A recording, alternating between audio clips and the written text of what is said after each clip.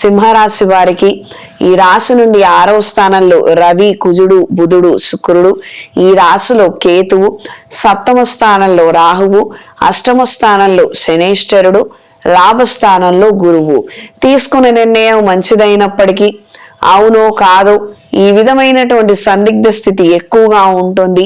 చంచలత్వమైనటువంటి మనసు చేత, ఆలోచనలు చేత సరైన సమయానికి సరైన నిర్ణయము, వ్యవహారము జరగక ఎక్కువగా ఇబ్బంది పడే అవకాశం ఉంటుంది. ఇది గ్రహించి మెలగండి. మీకు ఇచ్చే సలహాలు, సూచనలు మీరు పాటించకపోయినప్పటికీ ఒక చెవుతోటి వినే ప్రయత్నం చేయండి. చెడు చాలా చక్కగా వింటారు.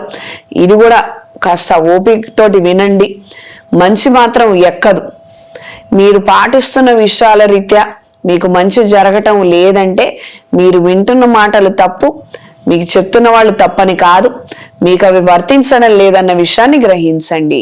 దూర ప్రయాణాలు బాగుంటాయి, వృధా ప్రయాణాలే ఎక్కువగా ఉంటాయి.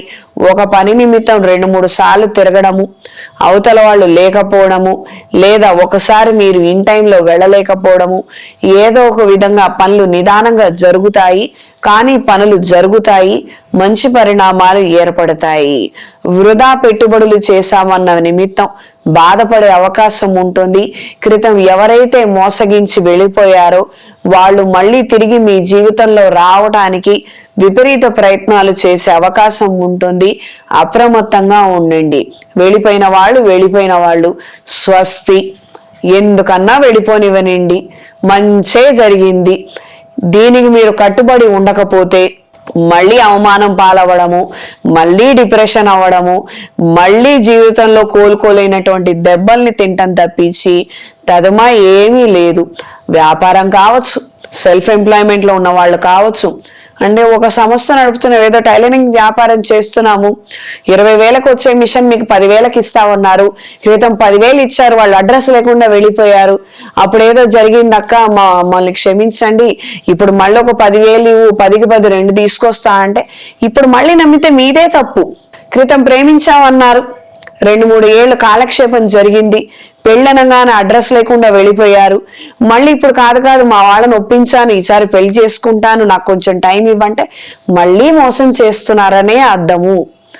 మళ్ళీ అందులోకి వెళ్ళి ఇరుక్కోవద్దు. ఇవి కేవలం 2 ఎగ్జాంపుల్సే.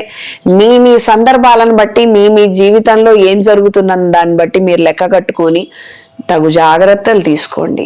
ఈ రాశిలో జన్మించిన వారికి ఈ వారం కలిసి వచ్చే రంగు తెలుపు, కలిసి వచ్చే దిక్కు పడమర, కలిసి వచ్చే సంఖ్య 8.